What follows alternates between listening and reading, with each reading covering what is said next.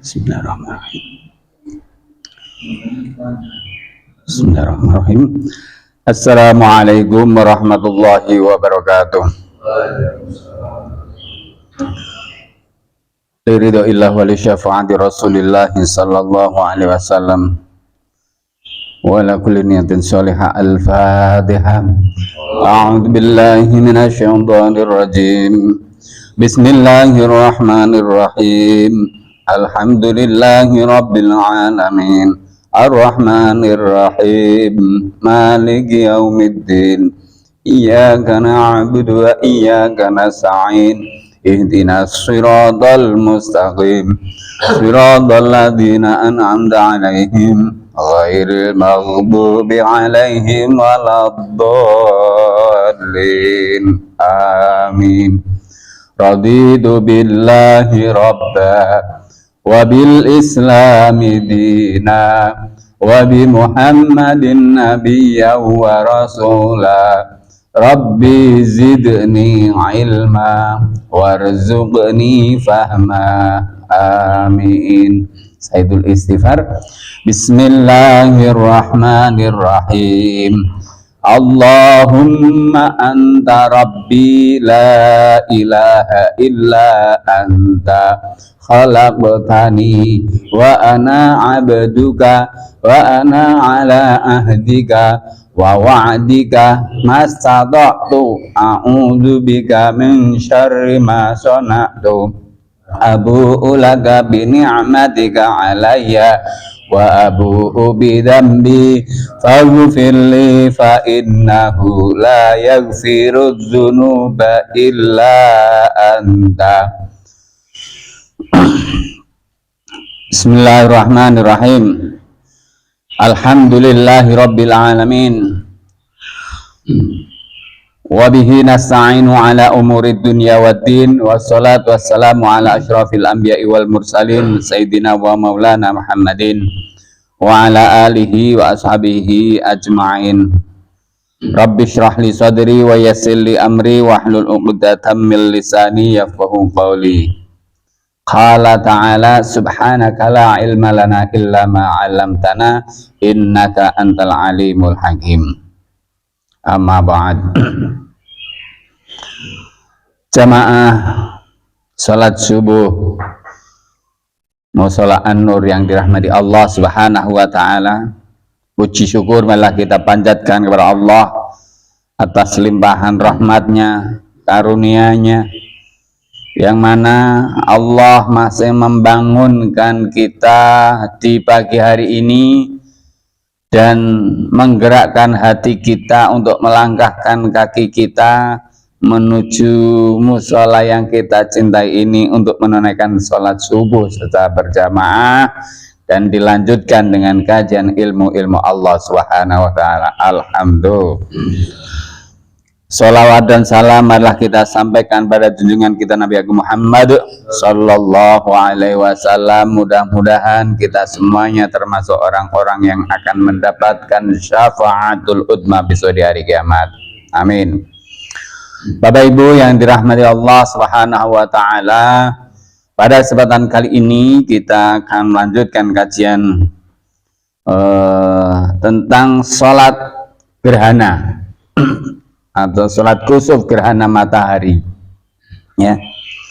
Karena kita sering mengetahui bahkan melihat menyaksikan ada gerhana matahari. Gerhana itu ada gerhana matahari, gerhana rembulan. Kalau siang hari, kadang gerhana bulan juga terjadi di siang hari, ya. Tapi ya jarang, ya. Siang hari itu biasanya matahari. Para ulama ya sepakat bahwa hukum sholat gerhana matahari atau kusuf itu sunnah dan dilakukan dengan berjamaah. Namun yang mereka perselisihkan ialah tentang tata caranya, tentang bacaannya, tentang waktu-waktu yang diperbolehkan, tentang khutbahnya apakah termasuk syarat atau tidak, dan tentang apakah sholat gerhana bulan sama dengan sholat gerhana matahari. Dalam hal ini ada 5 permasalahan pokok yang akan dibahas. Yang pertama tentang tata cara sholat gerhana matahari. Menurut Imam Malik, Imam Syafi'i, Syafi'i, mayoritas ulama Hijaz dan Imam Ahmad, sholat gerhana itu 2 rakaat. Setiap rakaat ada 2 kali ruku. Ya, ada 2 rakaat, tapi setiap rakaatnya ada 2 kali ruku. Menurut Imam Abu Hanifah dan ulama-ulama Kufah, sholat gerhana itu 2 rakaat sama seperti sholat Id dan sholat Jumat. Nah, ada yang mengatakan sholat ya kayak sholat Id, ya sholat Jumat ya 2 rakaat ya 2 rakaat. Beda pendapat tersebut karena beragamnya hadis, ya hadis dalam masalah ini, karena pertentangan antara qiyas dan sebagian hadis. Disebutkan dalam hadis Aisyah, ia berkata, khasafati syamsu fi ahdi Rasulillah sallallahu alaihi wasallam fa shalla bin nasi faqama fa atala al-qiyam summa raka'a fa atala ar-ruku' summa qama fa atala al-qiyam wa huwa dunal qiyamil awal summa raka'a fa atala ar-ruku'a wa huwa dunar ruku'il awal summa rafa'a fasajada summa rafa'a fasajada summa fa'ala fi raka'atil akhir min dalika mislu dalik summan sarafa wa qad tajallas bisyamsu. Pernah terjadi gerhana matahari pada zaman Rasulullah sallallahu alaihi wasallam. Beliau sholat bersama para sahabat dan beliau berdiri cukup lama, lalu beliau rukuk cukup lama juga. Lalu beliau berdiri cukup lama, tetapi lebih singkat daripada sebelumnya. Lalu beliau rukuk lagi, sujud lama, tetapi lebih singkat daripada sebelumnya. Beliau bangun kemudian sujud, lalu beliau bangun dari sujud lagi. Kemudian pada rakaat kedua beliau melakukan seperti itu, begitu selesai matahari tampak terang. Tata cara sifat gerhanaan seperti itu juga disebutkan dalam riwayat hadis yang bersumber dari Ibnu Abbas, yakni 2 kali rukuk dalam 1 rakaat. Kata Abu Umar, 2 hadis tadi adalah yang paling sahih di antara sekian banyak hadis yang menerangkan tentang sholat gerhana. Ulama-ulama yang berpegang pada kedua hadis ini dan lebih mengunggulkan pada atas hadis-hadis lainnya, maka mereka mengatakan bahwa sholat gerhana itu 2 kali rukuk dalam 1 rakaat. Juga diriwayatkan dari Abu Barkah, Samurah bin Jundub, Abdullah bin Umar dan Nu'man bin Basir mengatakan annahu shalla fil kusufi raq'ataini ka sholatil idi. Yang dikatakan seperti ini, sesungguhnya Rasulullah SAW sholat gerhana 2 rakaat seperti sholat id. Kata Abu Umar bin Abdul Bar, hadis-hadis tadi adalah hadis-hadis masyhur yang sahih juga, tetapi yang terbaik ialah hadis Abu Qulabah yang bersumber dari Nu'man bin Basir. Ia berkata, Rasulullah SAW sholat gerhana bersama kami seperti yang biasa kalian lakukan, ya seperti sholat-sholat biasa. Beliau rukuk dan sujud 2 rakaat. Beliau terus memohon kepada Allah sampai matahari tampak terang. Ulama-ulama yang lebih mengunggulkan hadis tersebut karena begitu banyaknya dan cocok dengan qiyas, yaitu dikiaskan dengan sholat-sholat lainnya. Maka mereka mengatakan sholat gerhana itu 2 kali rukuk. Hadis Samurah ini diriwayatkan oleh Muslim. Kata Abu Umar, masing-masing pendapat mempunyai dasar yang kuat dari hadis yang disampaikan oleh para ulama pendahulu. Itulah sebabnya ada ulama yang berpendapat bahwa cara-cara yang berbeda seperti itu sama benarnya dan bisa dipilih. Di antara yang mendukungnya adalah At-Tabari dan oleh penulis ini mengatakan itulah yang terbaik, menggunakan metode jam'u, jadi mengkompromikan, mau menggunakan seperti ini boleh, mau menggunakan seperti ini boleh. Kalau yang menggunakan tarjih atau mengunggulkan, ya tadi Rasulullah sholat gerhana dengan memanjangkan, ya, memanjangkan apanya? Memanjangkan sholat sehingga matahari atau gerhananya itu sampai terang lagi, ya. Nah, seperti itu. Jadi Rasulullah pernah juga melakukan sholat gerhana 2 rakaat, tapi setiap rakaatnya 2 kali ruku. Tapi ada sahabat yang mengatakan bahwa Rasulullah pernah sholat gerhana sama seperti sholat Jumat. Nah, ini yang dipakai yang mana? Lah monggo, nanti tidak perlu, oh ini salah, gitu. Rasulullah pernah seperti itu. Tapi bacaan yang dibaca Rasulullah itu panjang. Ya, kalau kita bacanya sholat kulhu, ya, dan muawwidzatain, ya cepat. Nah, tapi sambil menunggu matahari sampai terang. Jadi memang di dalam sholat itu, ya, mohon kepada Allah agar gerhana ini cepat selesai. Karena memang gerhana itu sesuatu yang, ya, mungkin sebagian orang mengatakan serem. Pernah dulu terjadi di tahun 1982 kayaknya, gerhana matahari total. Bahkan ada penelitian yang mengatakan kalau melihat matahari itu nanti akan merusak mata dan lain sebagainya. Nah, ini kan, ya, memang disunahkan untuk melakukan sholat. Biar kalau dulu mungkin jarang orang ada gerhana untuk melakukan sholat, itu jarang, ya, karena ya mungkin kebodohan kita. Padahal dalam ajaran Islam, ketika ada gerhana, baik gerhana matahari maupun gerhana rembulan, itu disunahkan kita melakukan sholat gerhana. Tapi dulu mungkin tidak ada itu orang yang melakukan sholat gerhana, karena gerhana matahari total waktu itu. Nah, jadi kita itu diweden-wedeni, padahal dalam Islam dianjurkan untuk melakukan sholat. Nah, ini kan sangat disayangkan. Seharusnya kita bisa melakukan sunahan yang diajarkan oleh Rasulullah, tapi karena sesuatu hal kita takut untuk melaksanakan sholat itu, kesunahan itu.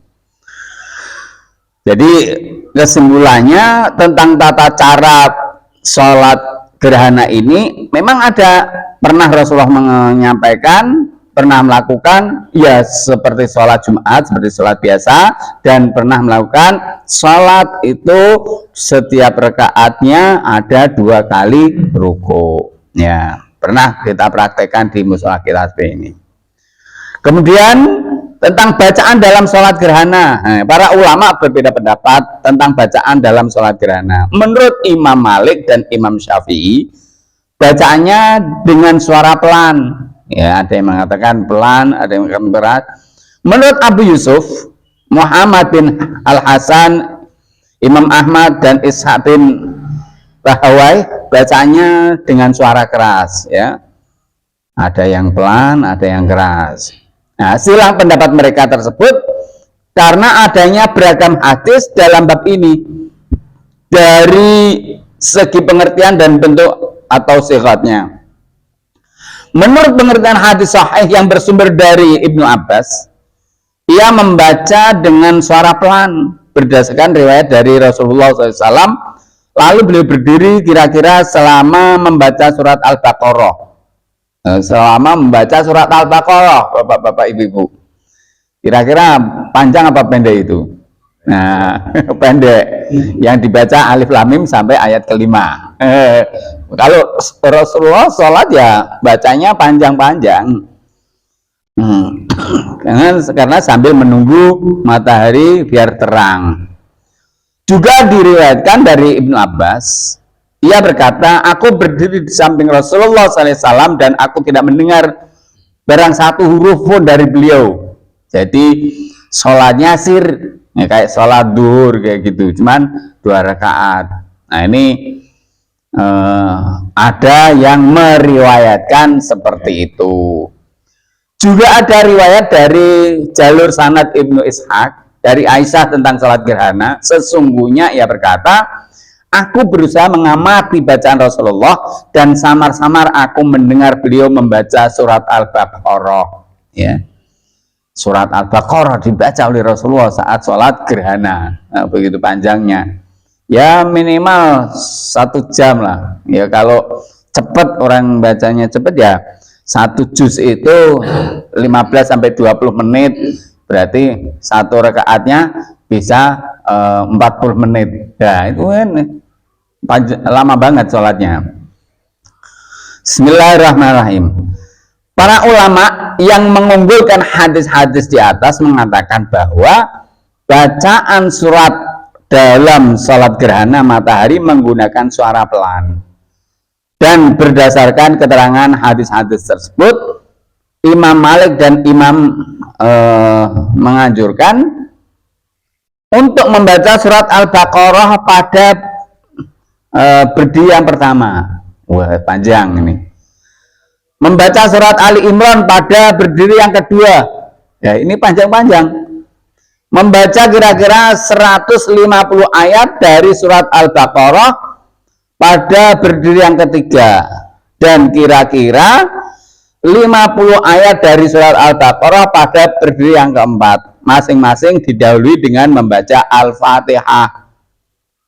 Jadi panjang sekali membaca surat Al-Baqarah yang 2 juz lebih, 150 tambah 50 ayat. Nah ini lama ini. Mereka menguatkan pendapatnya berdasarkan riwayat dari Nabi Shallallahu Alaihi Wasallam. Sesungguhnya beliau bersabda, sholat siang itu dengan suara pelan, ya, sholat siang itu dengan sir, ya, tidak keras.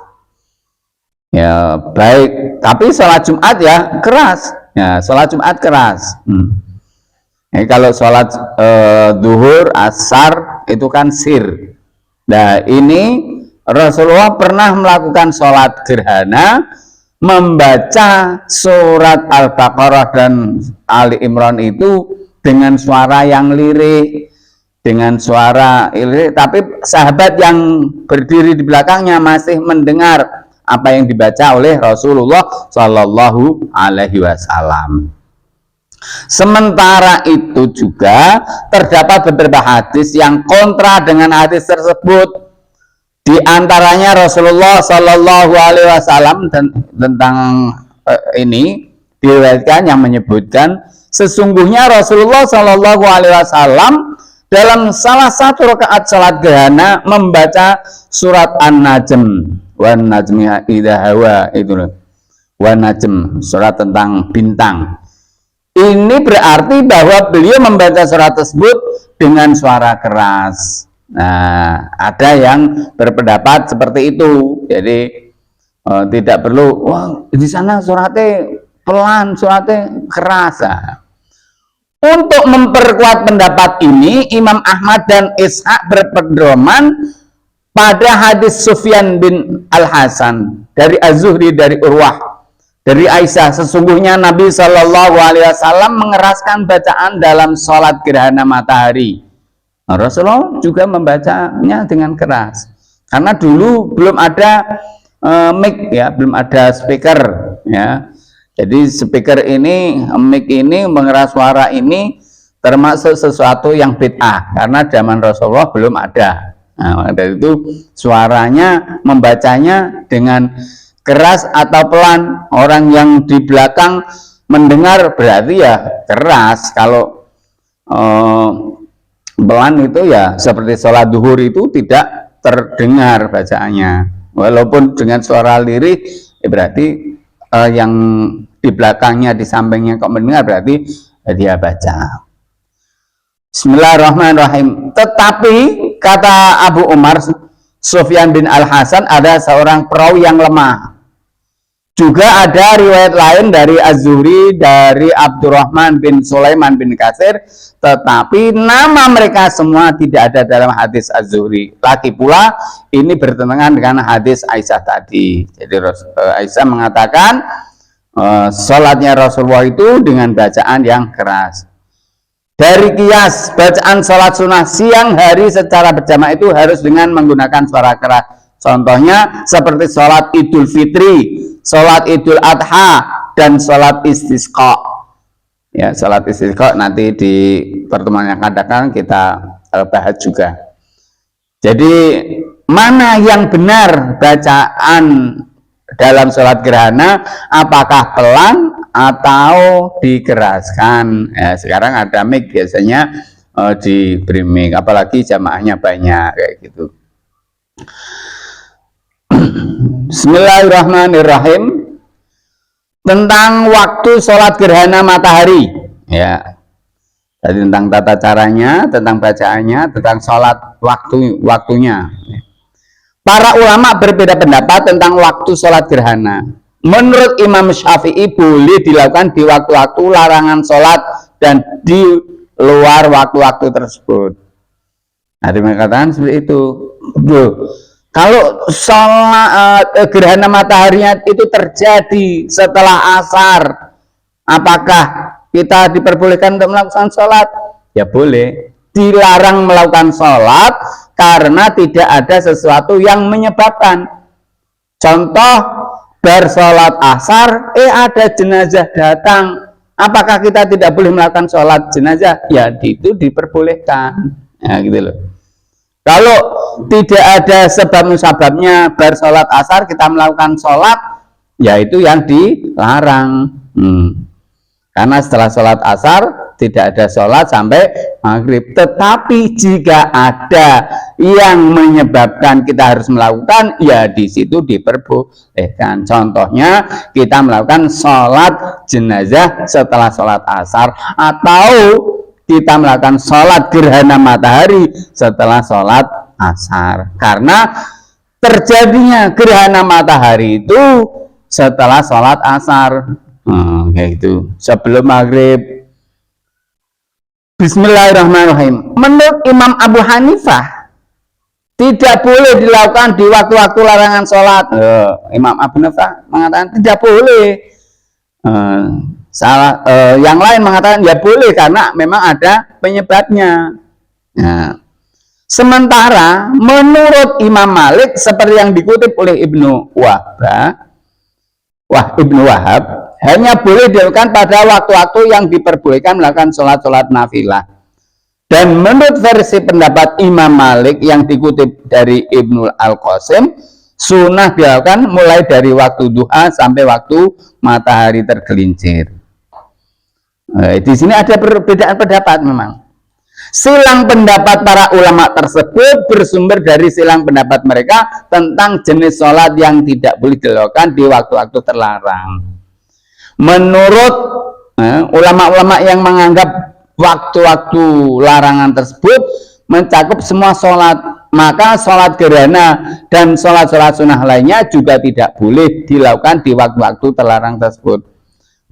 Ulama-ulama yang menganggap hadis-hadis tersebut khusus untuk sholat-sholat nafilah dan menurut mereka sholat gerhana itu sunnah, maka mereka memperbolehkan hal itu. Sementara ulama-ulama yang juga menganggap sholat gerhana termasuk sholat nafilah, mereka tidak memperbolehkan sholat gerhana dilakukan di waktu-waktu terlarang. Mengenai pendapat Imam Malik yang dikutip dari Ibnu Al-Qasim, satu-satunya dasar yang digunakannya ialah karena sholat gerhana disamakan dengan sholat hari raya. Bapak Ibu yang dirahmati Allah, jadi disampaikan tadi ketika ada yang menyebabkan sholat gerhana,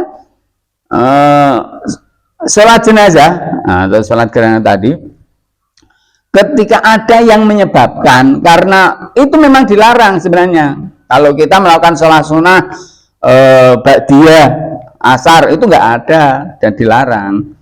Tetapi ketika ada mosok ya ada orang meninggal mau dimakamkan sebelum maghrib kok ya tidak disolatkan, ya kasihan. Karena ada penyebab itulah maka diperbolehkan untuk melakukan sholat tersebut, baik sholat gerhana atau sholat jenazah. Jadi di sini tidak perlu diperdebatkan. Wah, berarti kalau tidak boleh melakukan sholat jenazah berasar, berarti jenazahnya dimakamkan, tidak disolatkan, ya kan kasihan. Nah, padahal seperti itu kan ada kewajiban.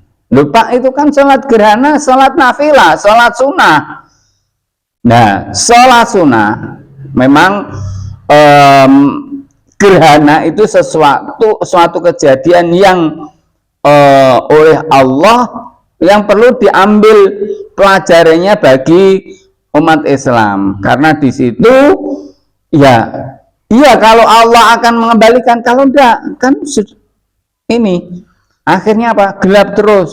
Bahkan di akhir itu kita tidak melakukan sholat, tidak melakukan istighfar dan sebagainya. Maka di sini ya ada yang mengatakan boleh melakukan sholat gerhana walaupun terjadinya di waktu-waktu terlarang. Contohnya sholat gerhana kok bar asar, karena memang kejadian gerhananya gerhana matahari, kejadiannya bar asar. Apakah boleh sholat gerhana bar asar kemudian kita melakukan sholat bar maghrib? Kan ya lucu kayak gitu.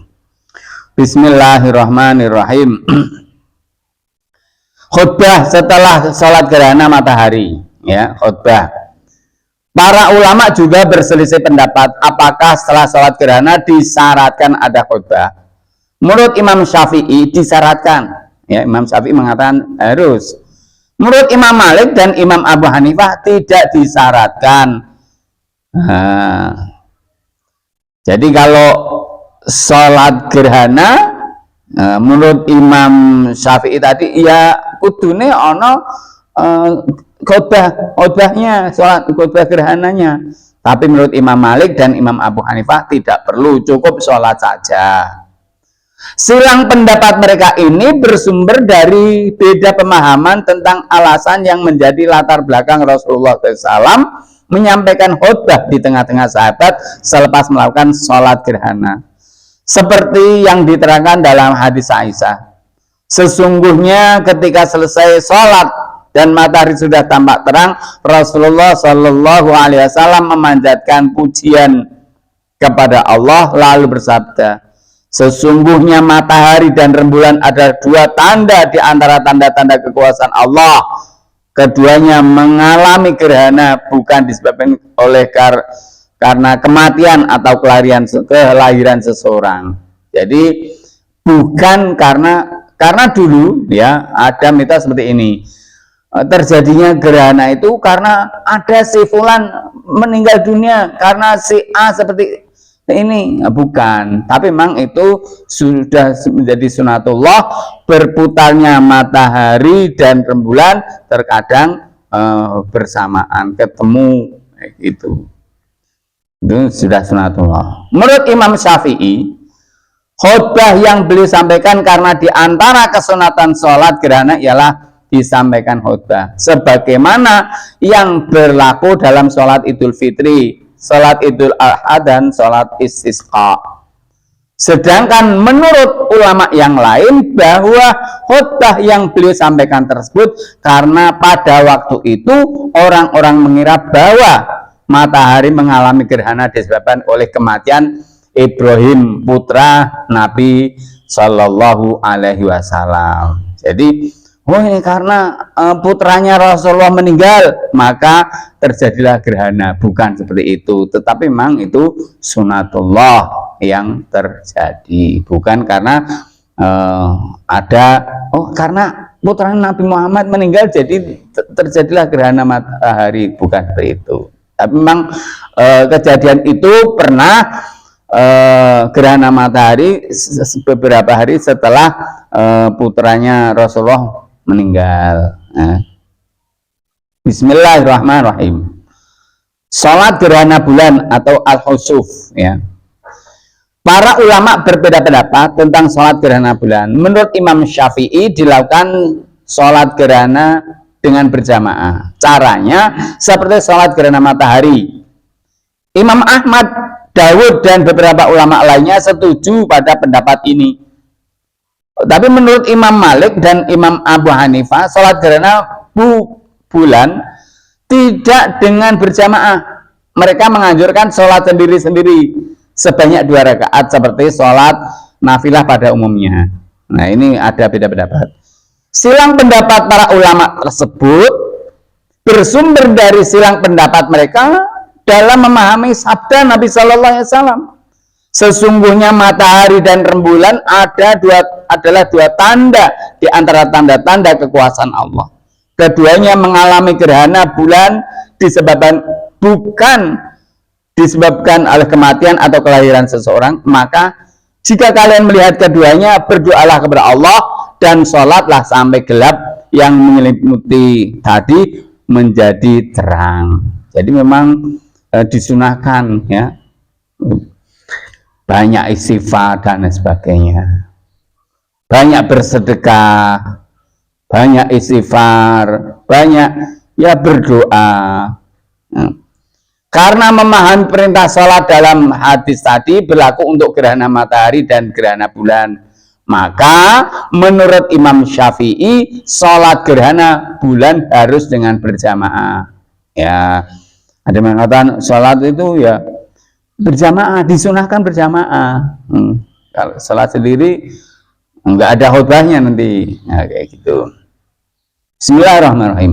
Sementara Imam Malik dan Imam Abu Hanifah memahami perintah tersebut berlaku berbeda antara gerhana matahari dengan gerhana bulan, sehingga sholat gerhana bulan tidak dilakukan dengan berjamaah. Alasannya karena yang sering dilakukan oleh Rasulullah itu sholat gerhana matahari. Sedangkan untuk sholat gerhana bulan, walaupun memiliki banyak kesempatan, namun beliau tidak pernah melakukannya dengan berjamaah. Karena memang tidak ada riwayat yang menerangkan hal itu. Nah, ini juga ada perbedaan pendapat. Wah, nanti padahal yang sering kita menyaksikan itu gerhana rembulan. Nah, sholat gerhana itu Rasulullah yang sering lakukan, juga ada yang mengatakan juga berlaku untuk gerhana rembulan. Kata Abu Umar bin Abdul Bar, ada riwayat yang menyatakan bahwa Ibnu Abbas dan Utsman bisa melakukan sholat gerhana bulan dengan berjamaah. Setiap rakaat ada 2 rukuk, sama seperti pendapat Imam Syafi'i. Ya, itu dilakukan. Hadis ini diriwayatkan dari Al Hasan bin Al Basri, katanya terjadi gerhana rembulan ketika Ibnu Abbas menjabat sebagai gubernur Basrah. Ia keluar rumah dan sholat 2 rakaat bersama kami. Setiap rakaat ada 2 kali rukuk. Ketika berada di atas kendaraan hendak pulang, ia berkata, sesungguhnya sholatku tadi persis seperti yang pernah aku lihat dilakukan oleh Nabi Shallallahu Alaihi Wasallam. Nah, ini diriwayatkan oleh Imam Syafi'i dalam musnadnya Asy-Syafi'i. Jadi menurut Imam Syafi'i ya melakukan sholat gerhana bulan. Ada sebagian ulama yang menganjurkan untuk melakukan sholat karena terjadi gempa. Terjadi gempa atau angin topan atau kegelapan dan bencana-bencana alam lainnya yang merupakan tanda kekuasaan Allah. Hal itu disamakan dengan gerhana matahari dan gerhana bulan. Karena hal itu juga termasuk dari tanda kekuasaan Allah yang dijadikan alasan oleh Rasulullah Shallallahu Alaihi Wasallam. Ini diriwayatkan kata Ibnu Qudamah, teman-teman kami mengatakan harus sholat karena ada gempa, sebagaimana sholat karena ada gerhana matahari atau gerhana bulan yang telah ditetapkan oleh syariat. Ini pendapat Ishaq bin Abu Saur. Kata Al-Qadhi, tidak ada sholat karena ada peristiwa angin, topan, kegelapan dan lain sebagainya. Jadi ada perbedaan pendapat kalau masalah gempa, angin topan dan sebagainya itu. Tapi yang disampaikan, yang dilakukan oleh Rasulullah adalah tentang sholat gerhananya. Kalau ada angin topan, ada gempa, Rasulullah belum melakukan sholat itu dan tidak melakukan dan tidak memerintahkan juga. Ya, jadi Bapak Ibu, tentang sholat gerhana ini sudah biasa kita praktekkan. Bapak, kita prakteknya ya 2 rakaat, setiap rakaat ada 2 rukuk. Nah, itu menurut siapa? Ya, tadi sudah disampaikan. Apa boleh dengan cara yang lain yang berbeda? Boleh, karena ada yang mengatakan seperti itu. Tapi bacaan-bacaan sholat yang ada di dalam sholat gerhana tadi, bacanya surat Al-Baqarah kalau kita mampu. Nah, ini nanti wah bubar ya. Yang jelas kita melakukan sholat ya. Kayak kita sholat terawih, sholatnya 20 rakaat plus 3 tapi sholatnya 7 menit atau 10 menit. Sedangkan yang mengambil 11 rakaat tapi sholatnya malah lebih lama, 30 menit bahkan hampir 40 menit. Ya, itu kan yang mana yang benar? Ya yang benar semua, yang enggak benar ya enggak sholat, kayak gitu aja. Okay? Jadi Bapak Ibu yang dirahmati Allah, kita semakin tahu, semakin paham bahwa ada anjuran untuk menunaikan sholat gerhana ketika terjadi gerhana, entah itu gerhana matahari atau gerhana rembulan. Nah, itu kita sudah sering lakukan ya. Jadi tidak perlu wah itu apa dasare ora. Nah, di samping kita sebagai bahan introspeksi untuk memohon pada Allah, oh ya ternyata perputaran alam ini harus terjadi seperti ini ya, perlu banyak-banyak istighfar ya gitu. Oke, demikian insya Allah pertemuan yang akan datang akan membahas tentang sholat istisqa dan sholat id ya. Ya, mungkin itu yang saya sampaikan pada kesempatan kali ini. Jika nanti ada yang perlu didiskusikan, kita buka. Nah, setelah kita tutup dengan bacaan wa'asri dan doa kafaratul majelis. Bismillahirrahmanirrahim. Wal asri innal insana lafi khusrin illa alladzina amanu wa amilus solihati wa tawassaw bil haqqi wa tawassaw bis sabr. Subhanakallahumma wa bihamdika asyhadu an la ilaha illa anta astaghfiruka wa atubu ilaik. Mohon maaf atas segala khilaf. Wallahumma fiqil aqwamit thariq. Wassalamualaikum warahmatullahi wabarakatuh.